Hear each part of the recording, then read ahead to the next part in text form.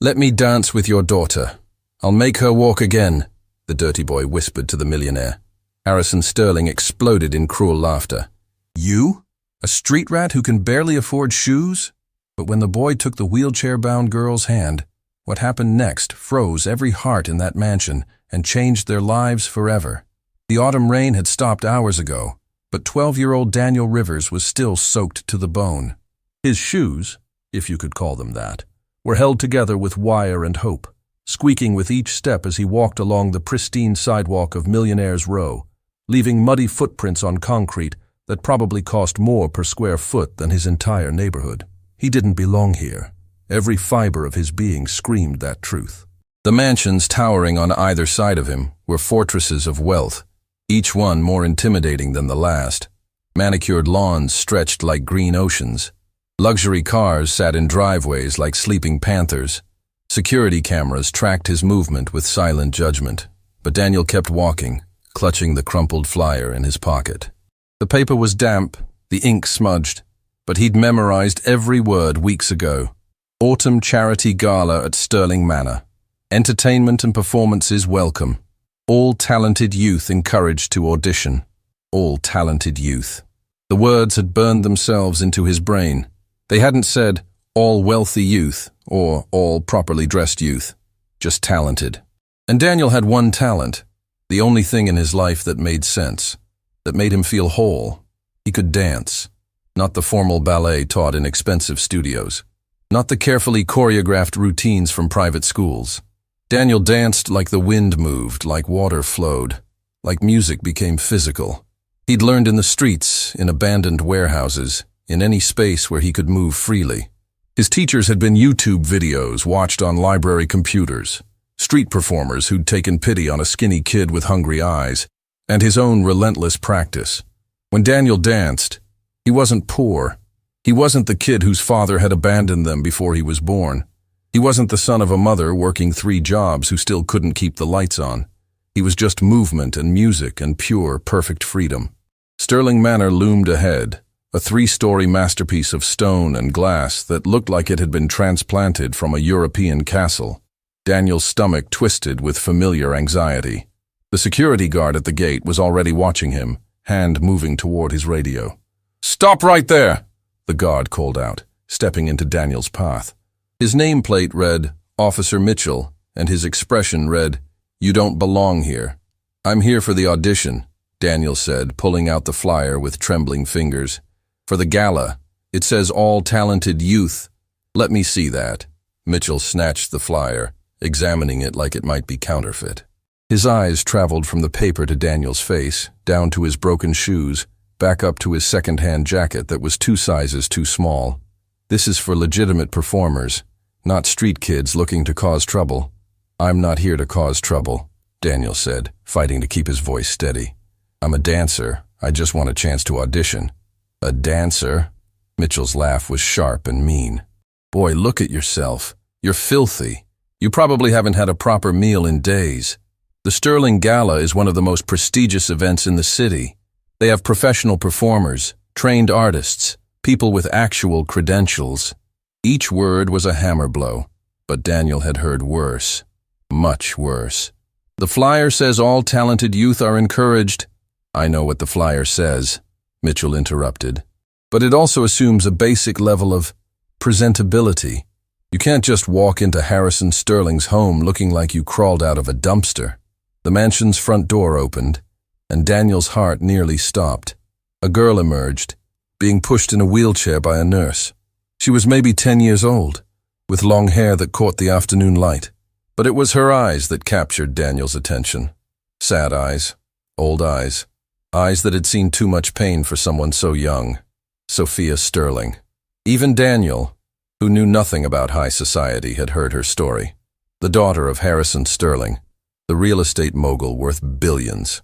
2 years ago, she'd been in a car accident that had killed her mother and left her paralyzed from the waist down.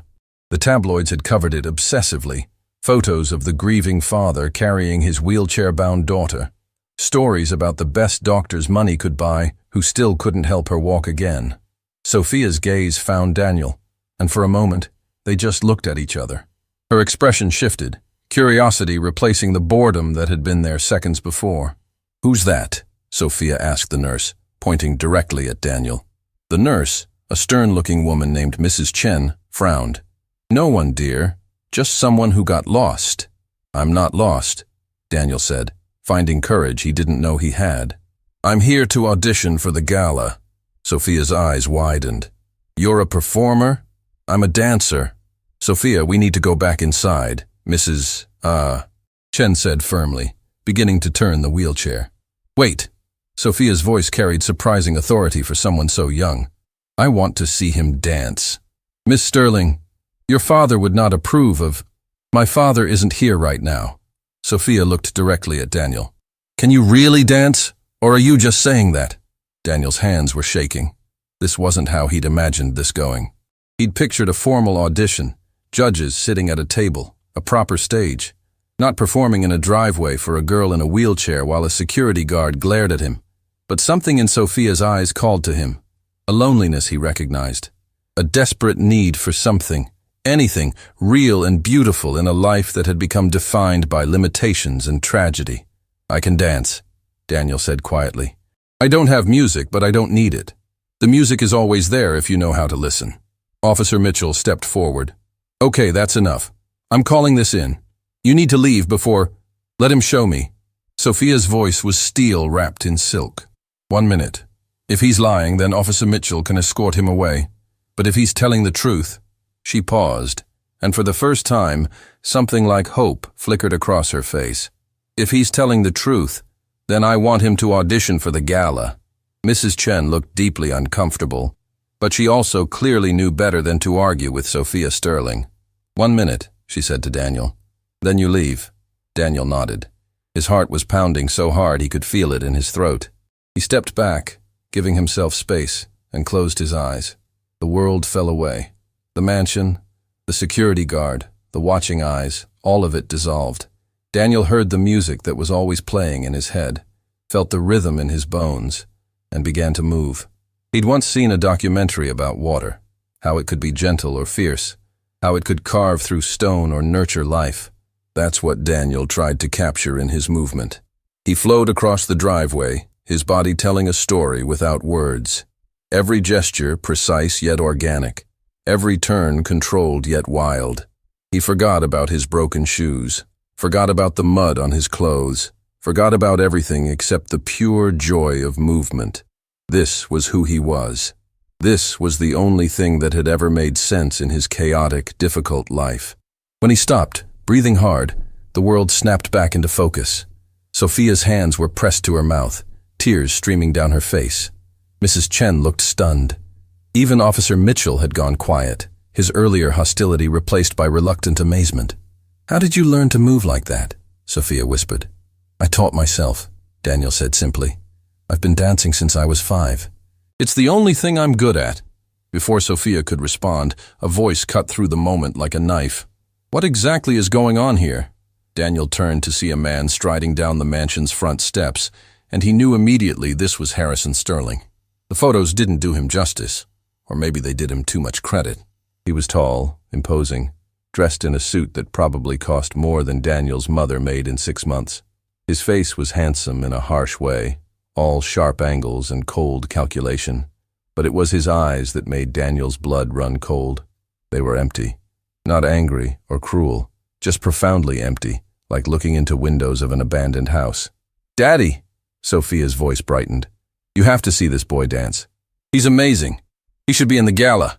Harrison's gaze moved to Daniel, and the temperature seemed to drop 10 degrees. His lip curled in an expression that wasn't quite a smile and wasn't quite a sneer. "This child," Harrison said the word like it tasted bad, "was trespassing on private property?" "Sir, I tried to send him away," Officer Mitchell said quickly, clearly afraid. "But Miss Sophia wanted to see him perform, and I thought—" "You're not paid to think, Mitchell. You're paid to keep undesirable elements away from my home." Harrison walked closer to Daniel, circling him like a predator examining prey. "Look at you. Filthy clothes. Broken shoes. You probably haven't bathed in days. And you have the audacity to come to my home, to present yourself to my daughter, looking like something that crawled out of the gutter." Each word was designed to wound, and they hit their marks perfectly. Daniel felt shame burning through him, hot and acidic. "Daddy, stop," Sophia said, her earlier joy evaporating. "He can dance, really dance. You should have seen—" "I don't need to see anything," Harrison interrupted, not even looking at his daughter. His eyes stayed locked on Daniel. "I can see everything I need to see. This is clearly some street urchin who thinks he can con his way into our home, probably planning to steal whatever he can get his hands on." "I'm not a thief," Daniel said, his voice shaking but determined. "I'm a dancer. I came here because the flyer said—" "I know what the flyer said," Harrison cut him off. "It was my wife's idea, years ago. She believed in giving opportunities to talented youth." He said the words mockingly. "She had a bleeding heart for lost causes. But my wife is dead, and I've learned that most people who claim to be talented are simply delusional." The cruelty in his voice was breathtaking. Daniel had faced bullies before, had dealt with people who looked down on him for being poor. But Harrison Sterling's contempt was on another level entirely. It was surgical, precise, designed to destroy. "Let me tell you what I see," Harrison continued, his voice dropping to something almost conversational, which somehow made it worse. "I see a dirty child who's probably practiced a few moves from videos, who thinks that qualifies as talent. I see someone who doesn't understand that real art requires training, discipline, resources, things you clearly don't have and never will have." "You didn't see him dance," Sophia protested, tears in her voice now. "Daddy, please, just watch him for 1 minute." "Sophia, that's enough." Harrison's tone shifted when addressing his daughter. Still cold, but with an edge of something that might have been love, buried deep beneath layers of ice. "You don't understand these things. This boy is trying to take advantage of your kind nature." Daniel should have left. Every instinct screamed at him to turn around, walk away, save whatever dignity he had left. But something made him speak. "Let me dance with your daughter." The words hung in the air like a bomb waiting to explode. Harrison Sterling's head snapped toward Daniel, his expression shifting from contempt to genuine shock. "What did you just say?" Daniel's heart was racing, but he forced himself to continue. "Let me dance with Sophia. I've seen her eyes. She's trapped, not just in that wheelchair, but in loneliness. I know what that feels like. Let me show her that movement is more than walking. Let me teach her that she can still dance, even if she can't walk." Harrison's face went through several rapid changes: shock, disbelief, and then something that looked almost like rage. "You arrogant little—" He stopped himself, taking a visible breath. When he spoke again, his voice was deadly calm. "You think you can help my daughter?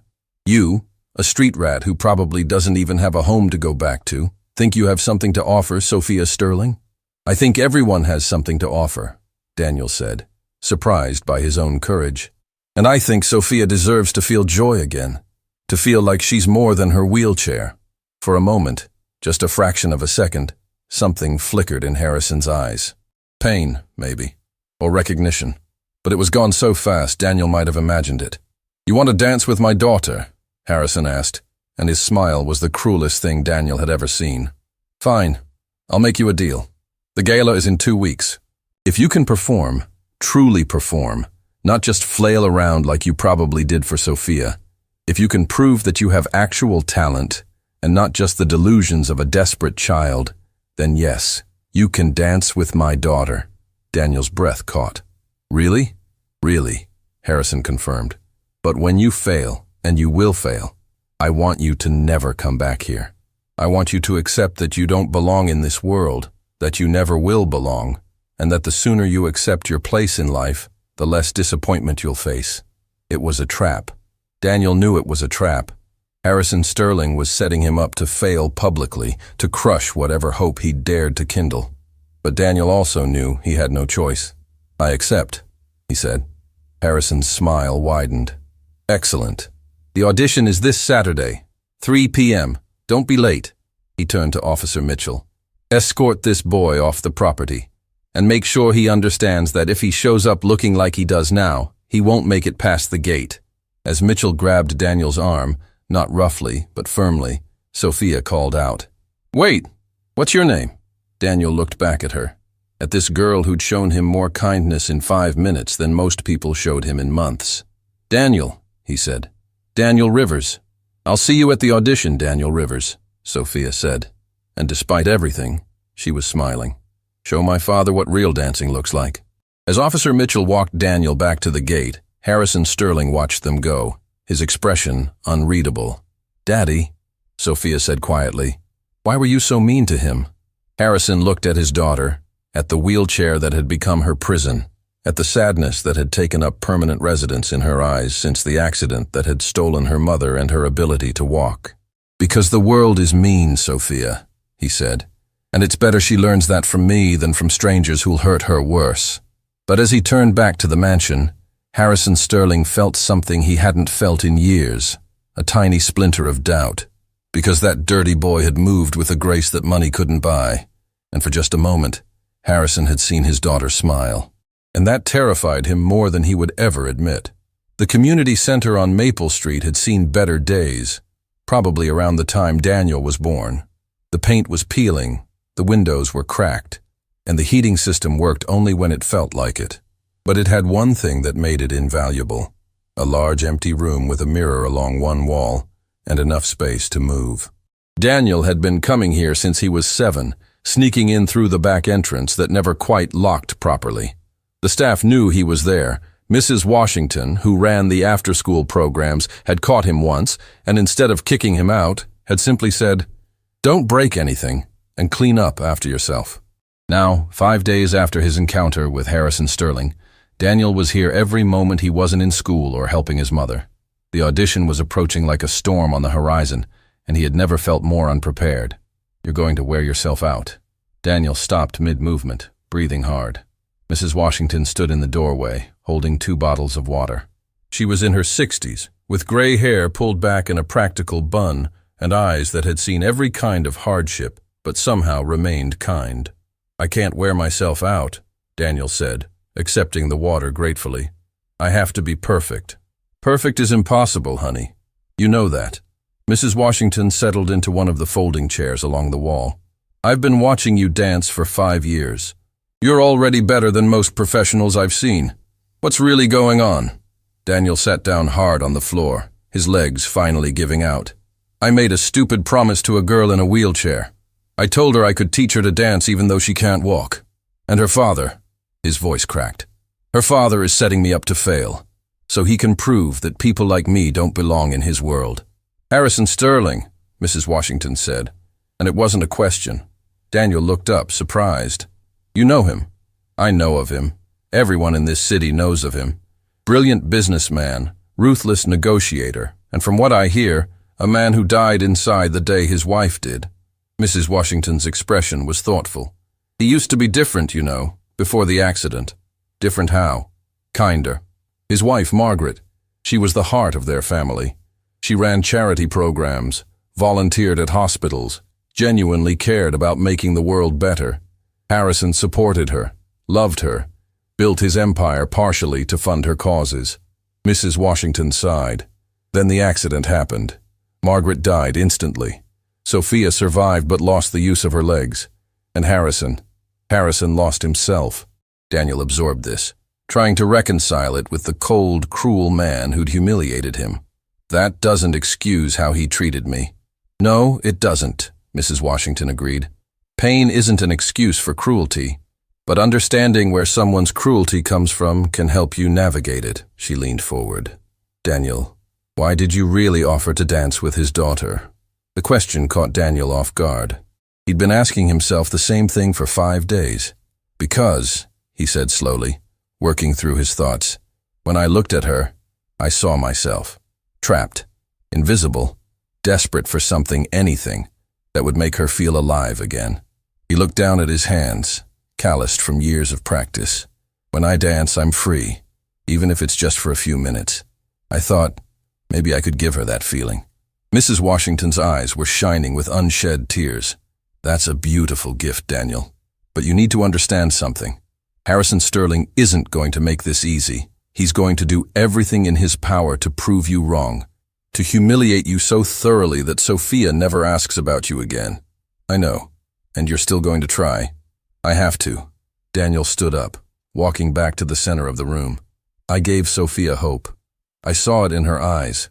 If I don't show up, if I let her father's cruelty stop me, then I'm teaching her that hope is stupid, that dreams are pointless. I can't do that to her. Mrs. Washington smiled, and it was proud and sad at the same time. Then let's make sure you're ready. Show me what you've been working on. For the next 3 hours, Mrs. Washington, who Daniel learned had been a professional dancer before an injury ended her career, helped him refine his routine. She pushed him harder than he'd ever been pushed, critiquing every movement, demanding precision he didn't know he was capable of. Your fouette is sloppy, she said bluntly. You're relying on momentum instead of control. Again. Daniel tried again, and again, and again. By the time the community center closed for the night, every muscle in his body was screaming, but his movements had a polish they'd lacked before. Better, Mrs. Washington said. Not perfect, but better. Now go home. Your mother is probably worried. Daniel's apartment was a 40-minute walk from the community center. He could have taken the bus, but the $1.50 fare was better saved for food. As he walked through streets that grew progressively rougher, he thought about Sophia Sterling in her mansion, surrounded by luxury but trapped in her wheelchair. His own home was a 2-room apartment above a laundromat. The constant vibration from the machines below had cracked the walls, and the smell of industrial detergent had permanently soaked into everything. But it was home. His mother, Eleanor Rivers, was asleep on the couch when Daniel entered. She was still wearing her uniform from the diner where she worked the evening shift. A second uniform, from her morning job at the hotel, was draped over a chair, ready for tomorrow. Daniel covered her with a blanket, careful not to wake her. She worked herself to exhaustion every single day, and the few hours of sleep she got were precious.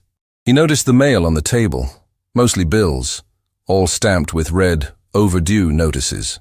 In the tiny bedroom they shared, Daniel pulled out the notebook where he'd been sketching ideas for his performance, but his mind kept drifting to Sophia, to the sadness in her eyes, to the way her father had looked at her with something that might have been love buried under layers of ice and anger.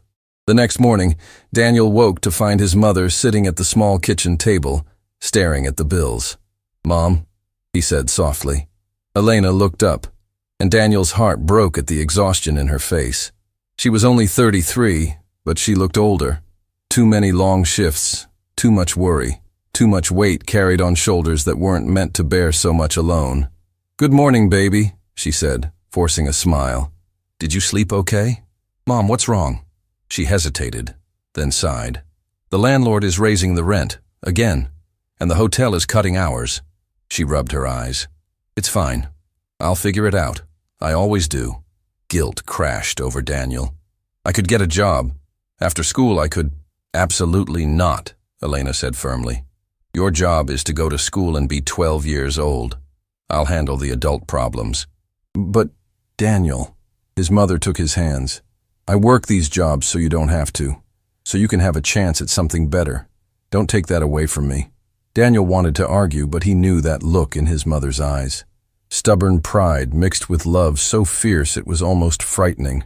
At school that day, Daniel could barely concentrate. His teachers asked questions he didn't hear.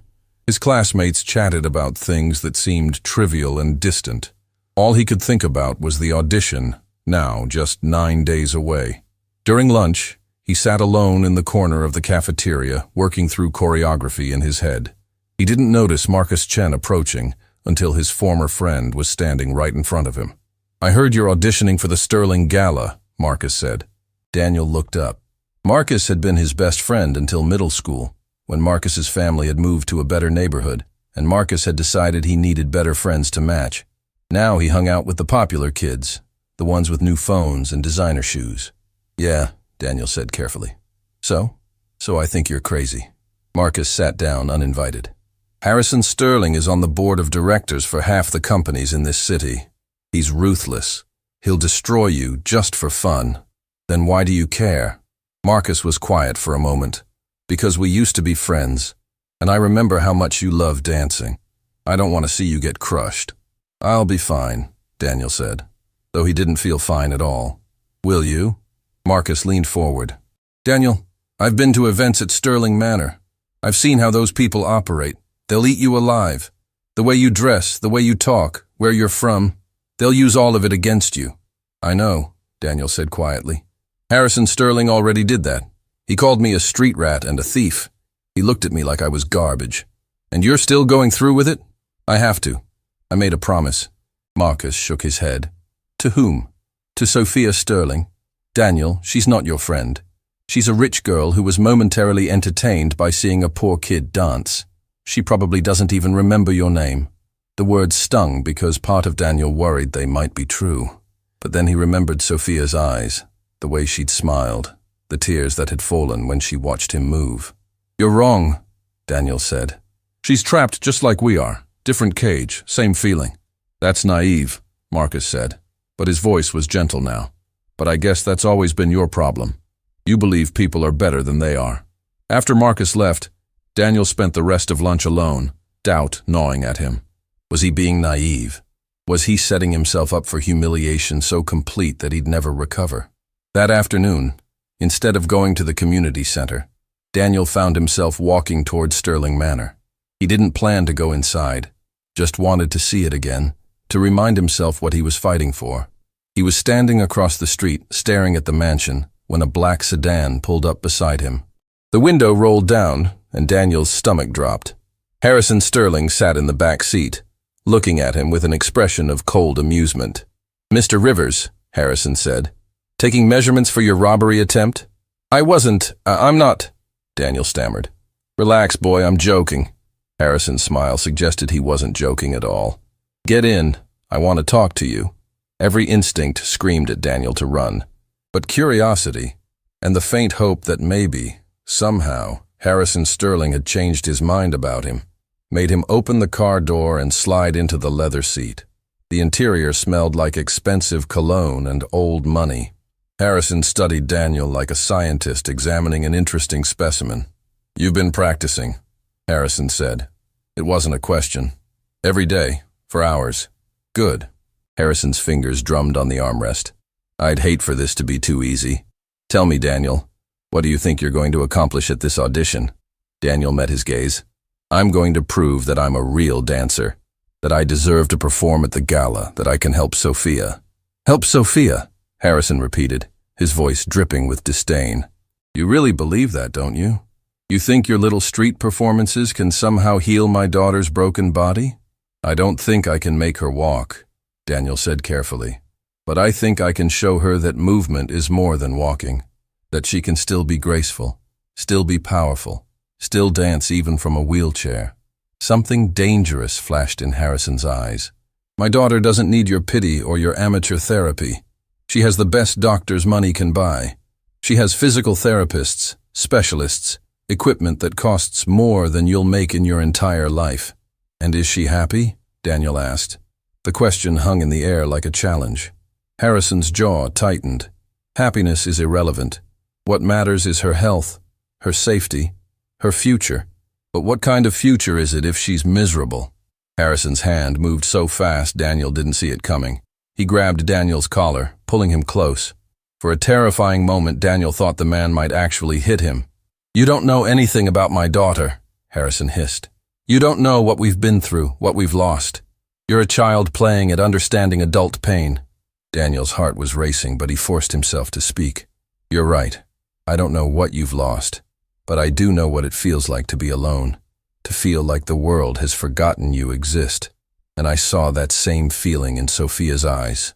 Harrison released him suddenly, sitting back with an expression Daniel couldn't read. Let me tell you what's going to happen, Harrison said, his voice cold and controlled again. You're going to show up to the audition. You're going to perform your little routine. The judges, all hand-selected by me, are going to see exactly what I see. A talented amateur with no training, no refinement, no understanding of real artistry. They're going to reject you. And Sophia will learn a valuable lesson about false hope and empty promises. Why? Daniel asked. Why do you want to hurt her like that? I'm not hurting her. I'm protecting her. Harrison looked out the window. The world is cruel to people who can't meet its standards. Sophia already knows that. She faces it every day in that wheelchair. If I let her believe that some street dancer can magically make everything better, I'm setting her up for worse pain when reality crashes down. Or, Daniel said quietly, you're so afraid of being hurt again that you'd rather crush hope before it can disappoint you. Harrison turned to look at him, and for just a second, Daniel saw through the armor to the broken man underneath. Then the mask slammed back into place. "Driver," Harrison called. "Stop the car." The sedan pulled over. Harrison gestured to the door. "Get out." And Daniel, Harrison's voice stopped him. "Don't tell Sophia about this conversation. Let her keep her naive excitement for a few more days. It'll make the lesson more effective when you fail." Daniel got out of the car, legs shaking. As the sedan pulled away, he stood on the sidewalk, trying to process what had just happened. Harrison Sterling wasn't just cruel. He was broken, shattered by loss, and determined to prevent any further pain by preemptively destroying anything that might offer hope. But that meant Sophia was trapped, not just in her wheelchair, but in her father's grief, living in a gilded cage built from fear and old wounds. Daniel pulled out his phone, an ancient flip phone that barely worked, and texted the only number he had for someone who might understand. "Mrs. Washington, I need help. Not with dancing, with understanding." The response came quickly. "Community Center, 20 minutes. When Daniel arrived, Mrs. Washington was waiting with hot chocolate and the kind of patience that only came from years of working with struggling kids. "Tell me everything," she said. Daniel did. He told her about the car ride, about Harrison's cruelty, about the fear he'd seen beneath the anger. Mrs. Washington listened without interrupting, her expression growing more thoughtful with each word. "That poor man," she said when Daniel finished. "Poor man." Daniel couldn't believe what he was hearing. "He's trying to sabotage me. He wants me to fail so completely that his daughter loses hope." "Yes," Mrs. Washington agreed, "because he already lost hope, and he can't bear to watch someone else go through the same pain he did." She set down her mug. "Daniel, what Harrison Sterling is doing is wrong. But it comes from a wound so deep he can't see past it. His wife died. His daughter was paralyzed. His entire world collapsed in one moment, and he's been living in the rubble ever since. That doesn't excuse—" "No, it doesn't," Mrs. Washington interrupted. "But understanding his pain can help you reach him. Because the real challenge isn't the audition, Daniel. It's breaking through Harrison's armor to show him that hope isn't his enemy." Daniel sat with that for a long moment. "I don't know if I can do that." "Neither do I," Mrs. Washington admitted. "But I know you're going to try, because that's who you are." As Daniel walked home that night, he thought about Harrison Sterling's empty eyes, about Sophia's sad smile, about his own mother working herself to death for his future. Everyone was trapped in something. Everyone was fighting battles that others couldn't see. And in 8 days, Daniel would walk into that audition and try to show them all that movement could be freedom, that grace could exist without walking, that hope was worth the risk of pain. He just hoped he was strong enough to deliver on that impossible promise. The day before the audition, Daniel's world fell apart. His mother collapsed at the diner during the lunch rush. The manager called Daniel out of school, voice tight with worry. "Your mom's at Mercy Hospital. She's asking for you." Daniel ran the 12 blocks, lungs burning, terror clawing at his chest. He found Elena in a bed in the emergency room, looking small and fragile under harsh fluorescent lights. "I'm fine," she said immediately, seeing the panic in his eyes. "Just exhaustion. They want to keep me overnight for observation." "Mom!" "Daniel, listen to me." Her hand gripped his with surprising strength. "Tomorrow is your audition. You're going. I'll be fine here. I can't leave you." "Yes, you can. You will." Elena's eyes were fierce. "I didn't work 3 jobs so you could give up on your dreams because I got tired. You're going to that audition, and you're going to dance like your life depends on it." A nurse entered with discharge papers. Not overnight observation. They were sending her home because she couldn't afford to stay. Daniel saw the shame in his mother's eyes and felt something break inside him. That night, alone in their apartment while his mother slept fitfully on the couch, Daniel found an old shoebox under her bed. Inside were newspaper clippings, all about the Sterling family. Articles about the car accident that killed Margaret Sterling. Photos of Harrison carrying young Sophia from the wreckage. And one article that made Daniel's blood run cold. Sterling's last dance. Businessman's secret past as professional dancer ends with wife's death. Harrison Sterling had been a dancer. A brilliant one, according to the article. He'd given it all up for business, but Margaret had encouraged him to keep dancing privately. The night of the accident, they'd been returning from a dance competition, where Harrison had performed for the first time in years. He'd been driving. Daniel understood everything now. Harrison wasn't just grieving his wife and his daughter's paralysis. He was drowning in guilt, convinced that his dancing, his passion, had killed his wife and destroyed his daughter. Saturday arrived with cruel sunshine. Daniel dressed in his Goodwill shirt and altered pants, but now he carried something more than hope. He carried understanding. The mansion's ballroom was transformed. A makeshift stage, 3 judges, and Harrison Sterling standing behind them like an executioner at a trial. 5 other performers went first. Technically perfect, emotionally empty. The judges nodded approvingly. Harrison watched with dead eyes. Then they called Daniel's name. He walked to the stage, found Sophia in the crowd. She mouthed, "For me." The music started. Daniel didn't just dance. He told a story of loss and guilt, of love that survived death, of a man who'd stopped dancing because he blamed beauty for tragedy. Every movement was a conversation with Harrison Sterling's broken soul. When the music ended, the ballroom was silent. Then one of the judges, an elderly woman named Catherine Moore, stood up, tears streaming down her face. "In 40 years of judging dance," she said, voice shaking, "I have never seen anything like that. The technical precision was remarkable for someone self-taught, but the emotion, the storytelling." She looked at Harrison. "This boy has a gift." The other 2 judges nodded agreement. One was already writing notes. "We should discuss compensation for the gala, perhaps a featured—" "No." Harrison's voice cut through the room like a blade. He stepped forward, face pale, hands clenched into fists. "Absolutely not. This boy will not perform at the Sterling Gala." "Harrison, did you not see what we just witnessed?" Catherine protested. "I saw a street performer with some natural ability and no formal training." Harrison's voice was ice. "The Sterling Gala showcases trained professionals, not charity cases we pulled from the sidewalk." "That's not fair," Sophia's voice rang out. She'd wheeled herself forward, face flushed with anger. "Daddy, he was incredible. You know he was." "Sophia, that's enough." "No, you promised.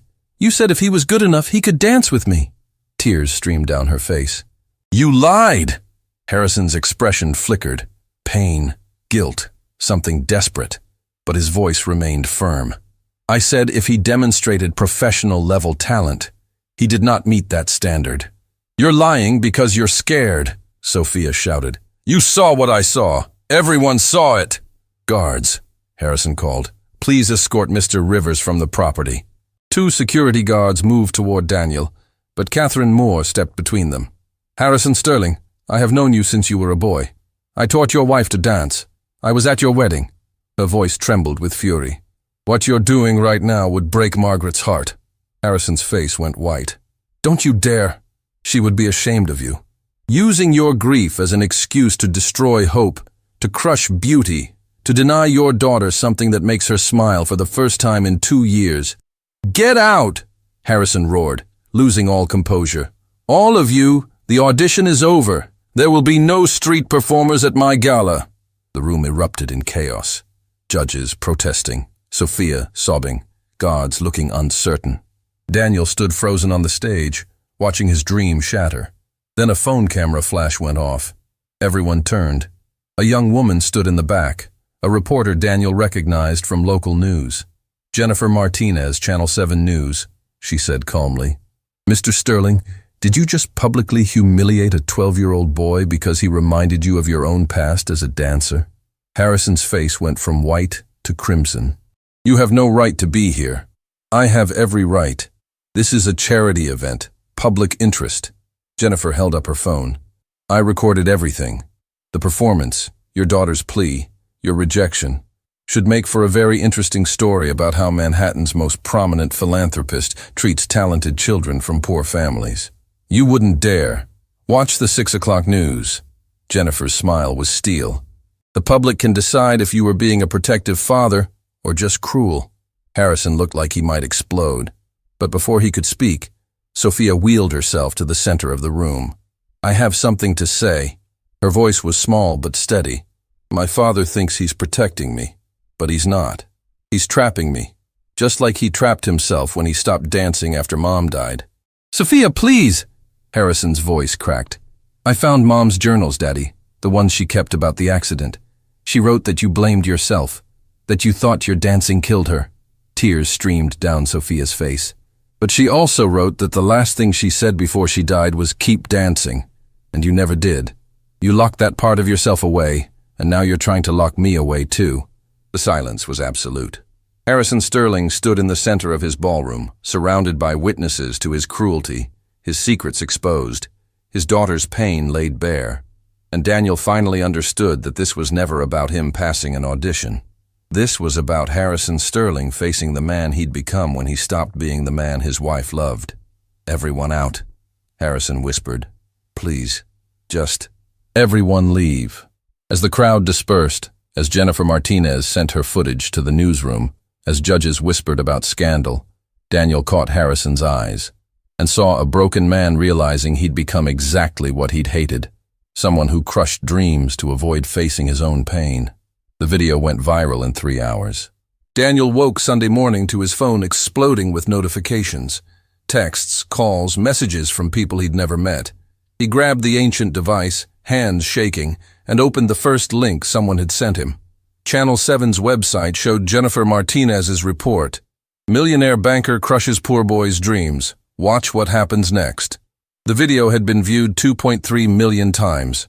The comment section was a war zone. "This breaks my heart. That boy's talent is real. Harrison Sterling is a monster. How can he do this to his own daughter? Anyone know how to contact this kid? He deserves better." But also, probably a scam. Kids probably planted by the media. Sterling has every right to maintain standards for his event. Poor people always trying to guilt-trip the rich. Daniel's mother appeared in the doorway, still weak from yesterday's collapse. "Baby, what's happening? Mrs. Rodriguez downstairs said you're on the news?" Before Daniel could answer, someone pounded on their apartment door. Hard. Urgent. Elena opened it to find 3 reporters with cameras, microphones thrust forward like weapons. "Are you Daniel Rivers' mother? How do you feel about Harrison Sterling's treatment of your son? Is it true your family is facing eviction? Daniel, can you come out? We'd love to interview you about—" Elena slammed the door, face pale. "Daniel, what did you do?" "I didn't do anything," Daniel's voice cracked. "I just danced, Mom. I just tried to help a girl who's lonely." His phone rang. Unknown number. Against his better judgment, Daniel answered. "Mr. Rivers, this is Catherine Moore, the judge from yesterday's audition." Daniel's heart raced. "Ma'am, I'm sorry about the chaos. I never meant—" "Stop apologizing." Catherine's voice was firm, but kind. "You did nothing wrong. I'm calling because I want to offer you something. I run the Manhattan Youth Dance Academy. Full scholarship. Professional training. Everything you need to develop your gift properly." Daniel couldn't breathe. "Are you serious?" "Completely. What Harrison did yesterday was unconscionable. But your talent is undeniable. Say yes, and we start Monday." It was everything Daniel had ever dreamed of. Professional training. A real future. Escape from poverty through the one thing he loved. "I need to think about it," Daniel heard himself say. "Why?" Catherine sounded genuinely confused. "Because I made a promise to Sophia Sterling, and I don't break promises." After he hung up, Elena stared at her son like she'd never seen him before. "Daniel, that was a full scholarship too."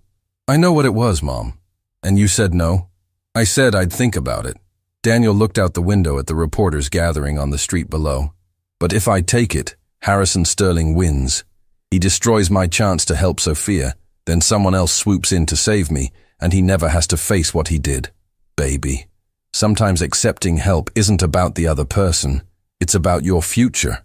"But what kind of future is it if I learn that promises don't matter? That rich people can crush you and face no consequences?" Daniel's hands clenched. "Sophia needs to see that someone will fight for her, that not everyone gives up when her father says no." Elena pulled her son into a hug. "You have the biggest heart of anyone I've ever known. You get that from your father." Daniel pulled back, shocked. His mother never mentioned his father. "My dad?" Elena's eyes were distant, sad. "He was a dancer too. Street performer in Times Square. That's how we met. I was 17. He was 19. and he moved like the world couldn't touch him. She smiled at the memory. He left when I got pregnant, said he couldn't handle being trapped. I was angry for years, but now I understand. Some people are too free to be caught. Why are you telling me this now? Because you need to know that your gift isn't random. It's in your blood. And maybe your father was a coward who ran away, but you're not. You're fighting for something bigger than yourself. Elena touched his face. Just promise me you know what you're risking. Before Daniel could respond, his phone buzzed again. This time, a text from an unknown number. Rooftop Garden, Sterling Manor. Midnight. Come alone. S. Sophia. At school Monday, Daniel was a celebrity. Students who'd never spoken to him wanted selfies. Teachers looked at him with a mixture of pity and fascination. Marcus Chen approached him at lunch, expression unreadable. You're either the bravest person I know or the stupidest, Marcus said, sitting down uninvited. Probably both, Daniel admitted. The video's at 5 million views now. There are GoFundMe pages trying to raise money for you. Someone started a petition demanding Harrison Sterling apologize. Marcus leaned forward. You could ride this wave, Daniel. Catherine Moore's scholarship, media sympathy, donations. You could actually escape. Escape to what? A life where I abandoned someone who needed help? A life where you're not poor, Marcus's voice rose. Do you understand what's being offered to you? My family would kill for the opportunities you're getting right now. Then maybe they should make viral videos, Daniel snapped. Marcus stood up, hurt flashing across his face. You know what your problem is? You think suffering makes you noble. It doesn't. It just makes you suffer. He walked away before Daniel could respond. That night, Daniel told his mother he was going to the library. Instead, he took 2 buses and walked 3 miles to Sterling Manor, arriving at the gates just before midnight. Officer Mitchell was there, but this time his expression was conflicted. I'm not supposed to let you in. But Miss Sophia called the security office herself. Said if I didn't let you through, she'd tell her father I've been taking naps during my shift. Mitchell sighed. She's on the rooftop garden. Take the service elevator to the 5th floor, then the stairs. The rooftop garden was beautiful. A secret paradise of flowers and fountains, hidden above the city. Sophia sat in her wheelchair near the edge, wrapped in a blanket against the autumn cold. You came, she said, relief evident in her voice. You asked. I wasn't sure you would. After what my father did, after the video. Sophia looked down at her hands. I'm so sorry, Daniel. I never wanted you to be humiliated like that. It's not your fault, isn't it? Sophia's voice was bitter. I'm the one who begged you to perform. I'm the one who gave you hope that my father might actually keep his word. Why did you ask me to come here? Sophia reached into a bag beside her wheelchair and pulled out an old leather journal. This was my mother's. She kept it from the time she met my father until the night she died. The last entry is from the car, written while my father was driving. She knew they were going to crash. The other driver was coming straight at them, drunk, wrong side of the road. She had maybe 20 seconds. Sophia's hands trembled as she opened to the final page. I want you to read what she wrote. Daniel took the journal carefully. The handwriting was shaky, desperate. To whoever finds this, tell Harrison he was wrong. About everything. The accident isn't his fault. Dancing didn't kill me. Love didn't kill me. A drunk driver killed me. And that's just cruel randomness. Tell him to dance again. Tell him to let Sophia dance. Tell him that imprisoning himself in guilt is the real tragedy. Tell him I loved him completely, perfectly, and that means trusting he'll survive this and choose life. Choose joy. Choose to believe that beauty is worth the risk. Always worth the risk. Tell Sophia her mother's last thought was pride. Pride that she'll grow up brave enough to love despite pain. And tell Harrison to stop punishing himself with success and start honoring me with happiness. Dance, my love. Please. For me. Keep Dan. The entry stopped mid-word. That's when the impact had happened. Daniel looked up to find Sophia crying silently. My father has never read this. He couldn't bring himself to open her journals. But I read them all. Every single one. And I realized my father didn't stop dancing because he hated it. He stopped because he loved it so much that keeping it would mean facing how much he lost. Sophia, why are you showing me this? Because tomorrow my father is holding a press conference. He's going to apologize publicly for how he treated you. His PR team is forcing him, but it won't be real. It'll be damage control. Unless... Sophia looked at Daniel with desperate hope. Unless you're there.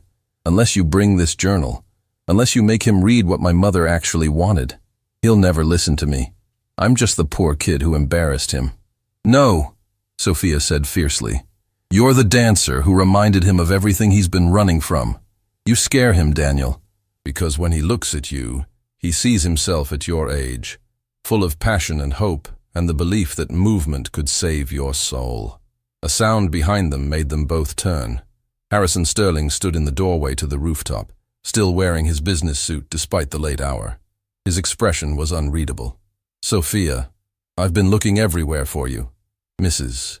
Chen said you weren't in your room. He stopped, seeing Daniel. What is he doing here? Daddy, please just listen. No. Harrison's voice was dangerously quiet. I have spent 2 days dealing with public relations nightmares because of this boy.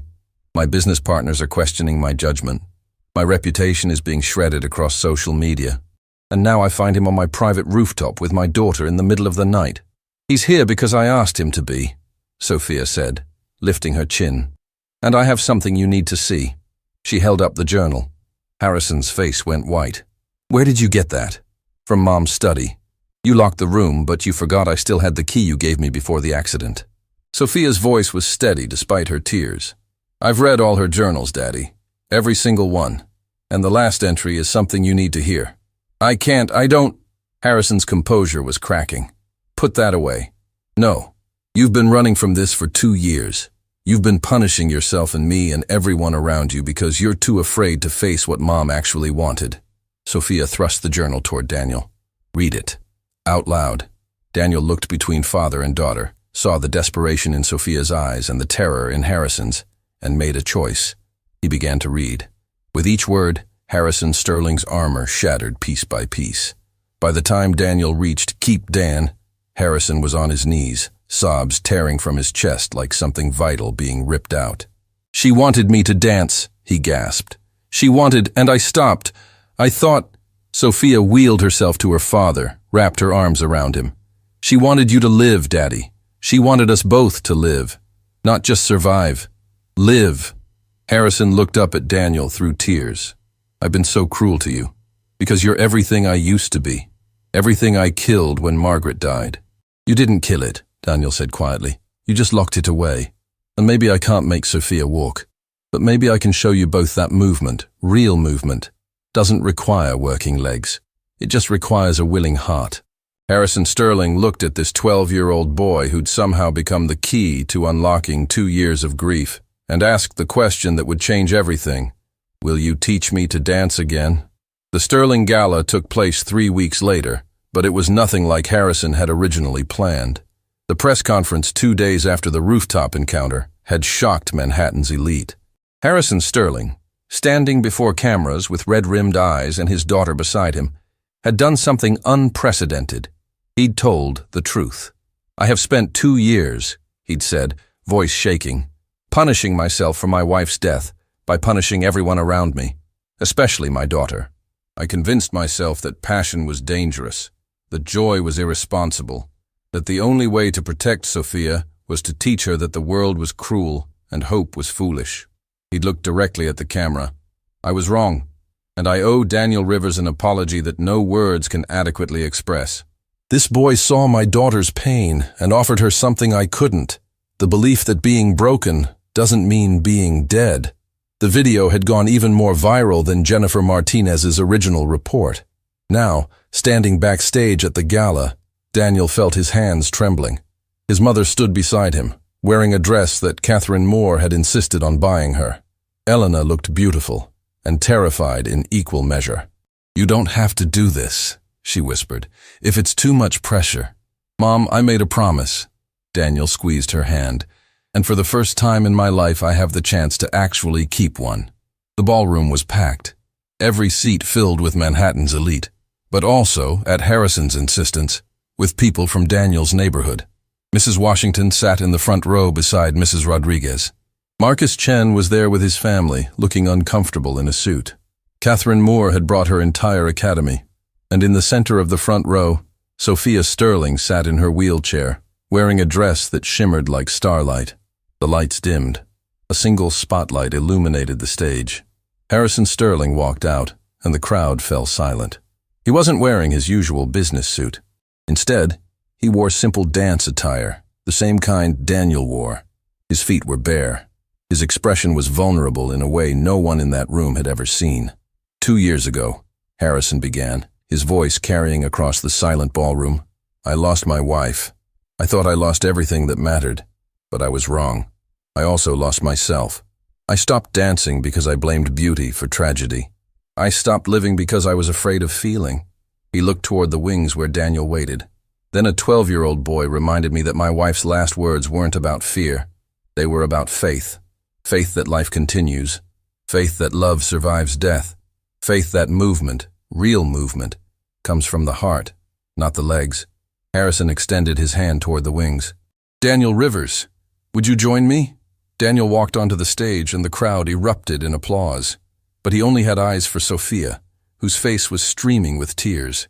The music started, not classical this time, but something modern, alive, pulsing with rhythm and hope. Harrison and Daniel began to move together. It was awkward at first. Harrison's movements were rusty, hesitant, carrying 2 years of grief and guilt. But Daniel moved with him, patient, encouraging, showing him that muscle memory never truly died. Then something magical happened. Harrison stopped thinking. His body remembered what his mind had tried to forget. He began to dance, really dance, with the kind of freedom that only comes from surrendering control. The crowd watched in stunned silence as Manhattan's most powerful banker moved across the stage with a grace that made grown men weep. But Daniel wasn't done. He left Harrison center stage and walked to the front row. He extended his hand to Sophia. Your turn, he said simply. Sophia looked at him with wide eyes. Daniel, I can't. You can. Not the way you used to, but in a new way. A way that's yours. Daniel's smile was gentle. Trust me? Sophia took his hand. Daniel lifted her from the wheelchair. She was light, so light, and carried her to the stage.